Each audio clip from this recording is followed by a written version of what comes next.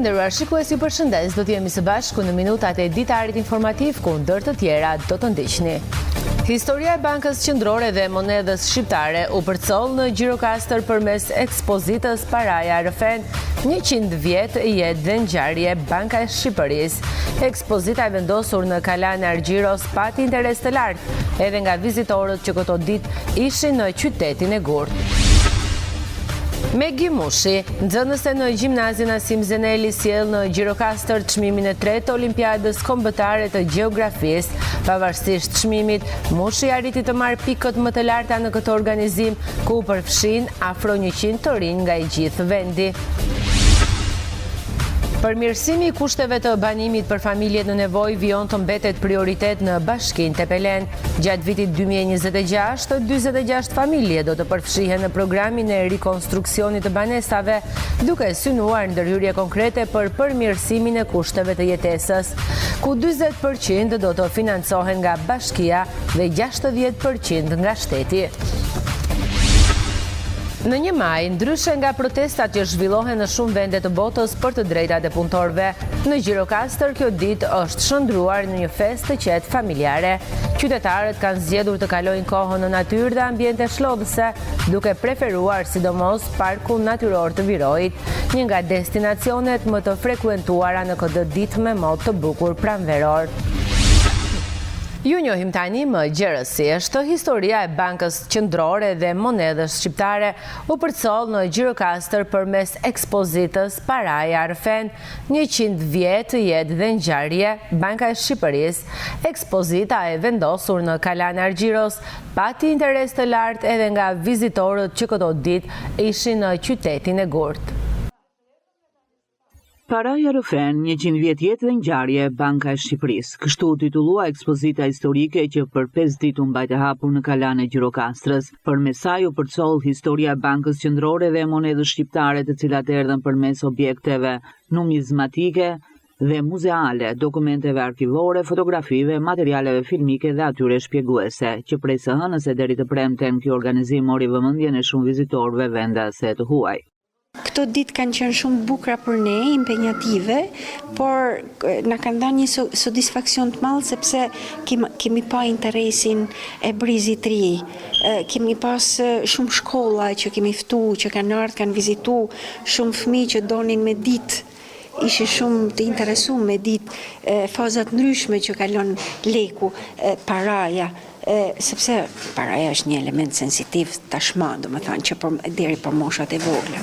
Edhe ju kemi shpjegu pak Bankën Qendrore dhe funksionet e saj, sepse normalisht është një temë, domethënë pak e rrahur në tekstet shkollore, për vetë faktin që është pak komplekse dhe duhet trajtohet më tej në ciklin e mëtejshëm të edukimit.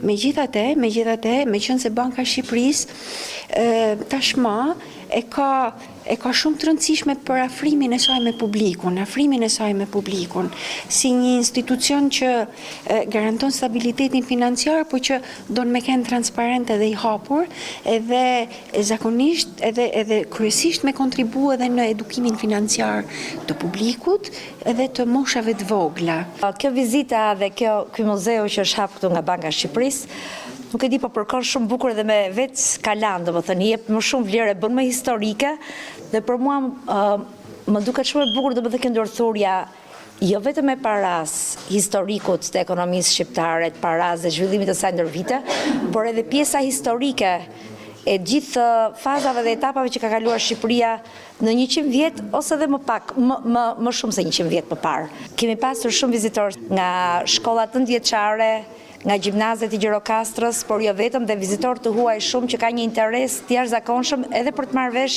historikun e Bankës Shqipërisë dhe faza në cilat ka kaluar kjo histori.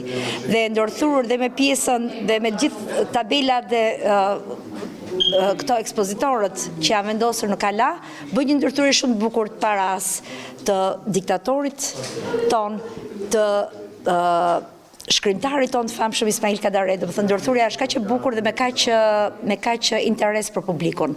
Kjo ekspozitë u organizua në kuadër të 2 përvjetorëve të rëndësishëm për historinë e vendit, 100-vjetorin e Bankës Qendrore dhe 100-vjetorin e emetimit të parë të monedës kombëtare, duke u përqendruar në rolin e parasë të institucionit të Bankës Qendrore në zhvillimet ekonomike, politike, ndërkombëtare dhe shoqërore të Shqipërisë ndër dekada.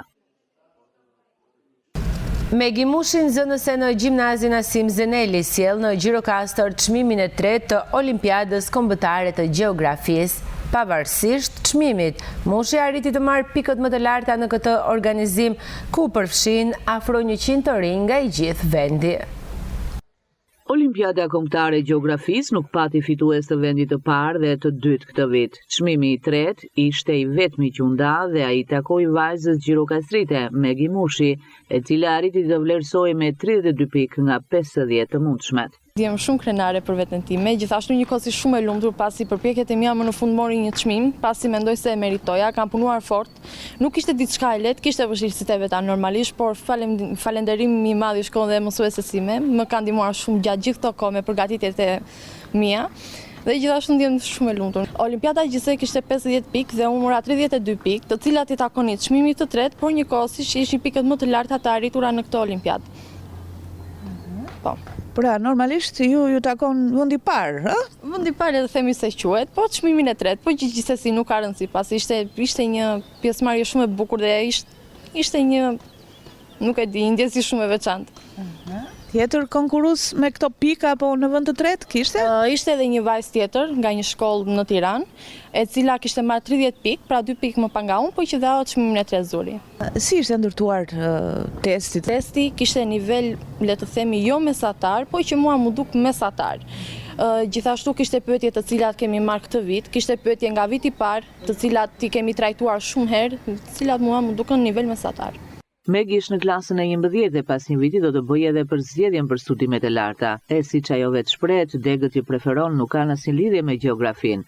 Planeti im anëtarme mund të bien pak në kontrast me këtë çfarë po bëj, pasi vërtet unë nuk kam një drejtim në të ardhmen për gjeografinë, por që gjeografia do të ngele gjithmonë pasioni im dhe që më pëlqen, por njëkohësisht shkollën e lartë duhet ta vazhdoj për inxhinieri ose arkitekturë. Megi është pjesëmarrëse e rregullt e olimpiadave, të cilat janë të rëndësishme për të testuar veten, siç shpreh ajo. Pas shumë pjesëmarrjeve arriti të marrë këtë çmim mes afro 100 gjimnazistëve të tjerë. Përmirësimi i kushteve të banimit në bashkinë e Tepelenës për familjet në nevojë vijon të mbetet prioritet. Gjatë vitit 2026, 46 familje do të përfshihen në programin e rikonstruksionit të banesave, duke synuar ndërhyrje konkrete për përmirësimin e kushteve të jetesës, ku 40% e vlerës do të financohet nga Bashkia Tepelen, ndërsa 60% nga shteti. Për vitin 2026, në Bashkinë Tepelen në kuadër të programit të përmirësimit të kushteve të banimit, do të përfshihen 46 familje. Përfitues janë familje në nevojë, pensionist dhe familje me të ardhurat e ulta, të cilat përballen me vështirësi ekonomike dhe kushte të papërshtatshme jetese. Është ngritur grupi i punës me urët kryetarit bashkisë, është bërë verifikimi i të gjitha familjeve që kanë nevojë për përmirësimin e banesave, është hartuar projekti preventivi të gjithë dokumentacion e plot, është miratuar në Këshillin Bashkiak dhe është miratuar Ministrisë së Ekonomisë dhe Inovacionit. Janë familje që janë në nevojë, sepse dhe programi i tillë është, familjet duhet të plotësojnë kriteret për të përfituar nga këto.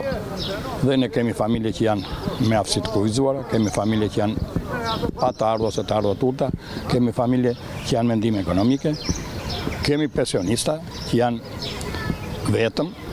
Punimet do të realizohen në varësi të problematikave që paraqesin banesat, duke ndërhyrë aty ku është më nevojshme për përmirësimin e kushteve të jetesës.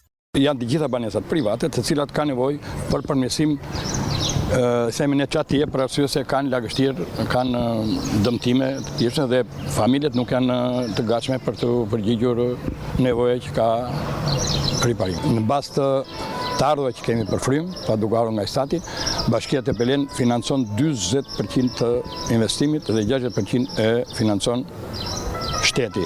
Ndërkohë, gjatë vitit 2025 nga ky program në Bashkinë Tepelen përfituan 20 familje duke përmirësuar ndjeshëm kushtet e tyre të banimit.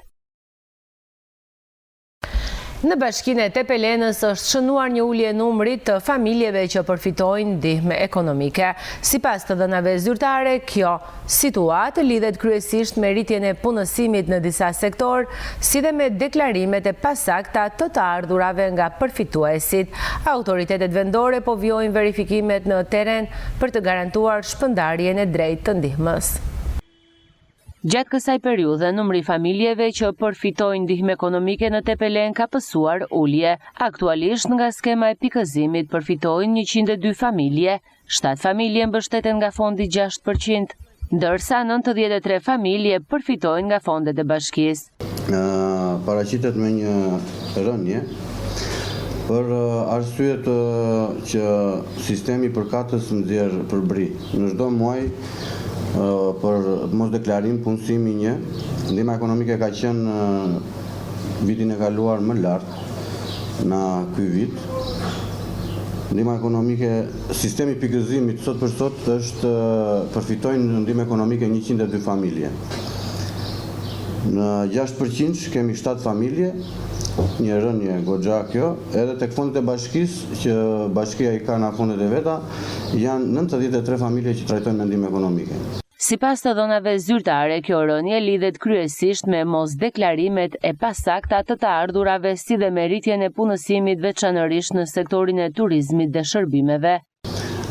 Në sistemi pikëzimit, rënja ka qenë e prekshme sepse çdo familje që një antar është larguar për të ardhura jashtë shtetit, nuk e mban sepse nëpërmjet sistemit Times kërkohen dokumentat e çdo antari mbi 18 vjeç. Edhe kjo ka qenë dhe arsyeja pse rënja ka qenë goxha, domethënë e ndjeshme. Një tjetër arsye është për shkak të punësimeve, sepse çdo familje në momentin që punësohet nuk vjen të bëj deklarimin tek sistemi pikëzimi dhe sistemi pikëzimi dhe nxjerr me penalizim 6 muaj.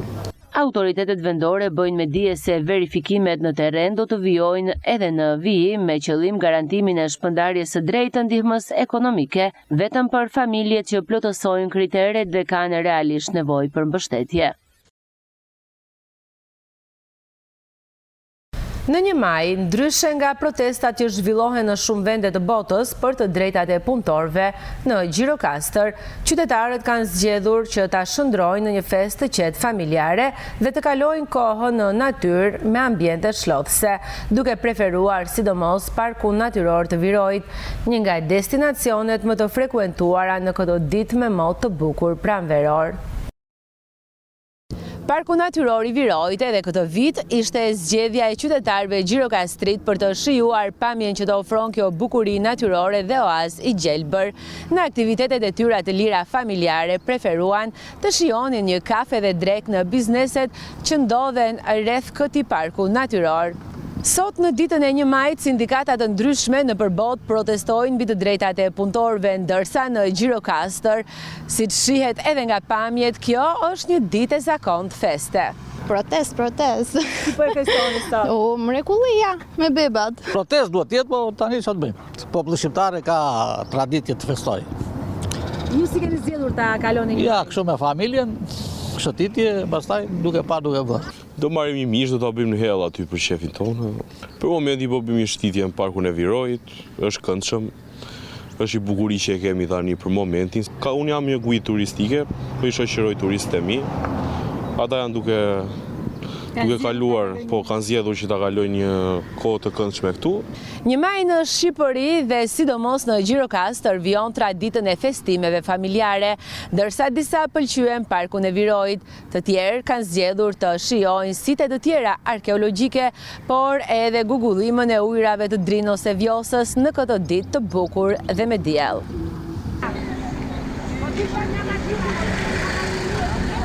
Banorët e Bashkisë së Finiqit kujtojnë festimin e 1 majit në fshatrat e tyre gjatë sistemit totalitar.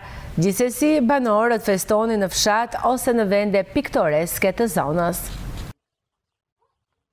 Dita e 1 Majit ishte politizuar dhe me ngjyrime të forta ideologjike gjatë sistemit totalitar edhe në fshatat e zonës së Burgut, të cilat sot përfshihen aktualisht në Bashkinë e Finikit. Një zonë që banohet kryesisht nga anëtar të minoritetit etnik grek, ku lufta e klasave zhvilloi më e ashpër nga drejtuesit e asaj periudhe. Mësuesi veteran i shkollës 9-vjeçare të Mesopotamit Lefter Xhollo kujton 1 Majin para viteve 90 në Burg. Dita ndërkombëtare e punëtorëve është nga që ka qenë një sistem monis dhe presupozohet që klasa punëtore ishte në fuqi, kaloi në festën e punëtorëve këtu në Shqipëri dhe kryesisht veprimtaritë më kryesore që organizoheshin ishin festat që bëheshin nëpër qendrat e qyteteve dhe bëheshin mitingje, bëheshin fjalime, koncerte të ndryshme artistike, por gjithsesi organizoheshin edhe festa në mënyrë grupësh në 1 Maj dhe shkonin ekskursione, vizita në vende arkeologjike ose vizita në vende turistike e të tjera, domethënë. Ishte syri kaltër, Ksamili, ishin këto pavarësisht se nuk festoi, ishte shtet ateist, domethënë atëre, pavarësisht se këto kultet kishat që ishin atëre, monumentet që ishin në Finikë ose në manastirin e Mesopotamit, në Dhivër, në Leshnicë, në Drovjan, e gjetë kudo për shembull, Delvin. Po një pikë më e lakmushe ka qenë edhe Ksamili. Një mendim të ngjashëm për këtë temë ka edhe kryetari i shoqatës së veteranëve të luftës antifashiste nacionale shtelimtare, zoti Kristo Murati. Një pjesë e madhe festonin në qytet. Edhe në fshatra, në qendrat të fshatrave bëhej festë e madhe me pjesëmarrjen e të gjithë popullit, me të rinj, me nxënës shkolle, me banorë të tjerë, stolisej qendra e fshatit apo e qytetit, me flamuj, me banderola, me parulla, dhe bëshin edhe parakalime nga nxënësit e shkollave të mesme kryesisht, po dhe të shkollave të tjera, edhe në Çerkovicën teologu venin, edhe në vende të tjera si Butrindi apo Finiki i Lashtë venin të organizuar. Zoti Niko Cura nga fshati Halo në atë kohë ishte pjesë e klasës punëtore, pasi punonte në stacionin e makinave të traktorave. Ne në fshat e festonim këtu lart, në kodrën e shtëpi këtu lart, ishte një shesh atje, merrim klarino, dilnim njerë, mblidheshin rinia në një vend, festonin, e pastaj mbazit dhe vinim këtu lart edhe kërcenim. Dësat Nikodimos Karkashina nga fshati Vagalat, kujton ekskursionet e rinisë në atë kohë. Fshatrat e Burgut 1 Maj festoi duke dalë në vende pozante. Në fshatin tim më shumë din lart në Mile, po kështu dhe Mursia, po kështu edhe fshatrat e tjerë, ndërsa këtu në Halo ka një vend pozant, i cili është i përshtatshëm për të kryer festa të tilla, për të kujtuar 1 Majin, për ahengë, për gjëra të tjera. Kështu festoi, domethënë vend në vende që të kishte domethënë shikim. Edhe në 1 Majin e së vjetshëm organizohen aktivitete në Burg, siç është rasti i shoqatës kulturore të fshatit Finik, e cila ka programuar për ditën e sotme një aktivitet në Parkun Arkeologjik të Finikit. Të nderuar shikues, ishte gjithçka e përgatitur për këtë ditar informativ. Ju faleminderit për vëmendjen, shikim të këndshëm të programeve në vazhdim. Bashkë miru takofshin.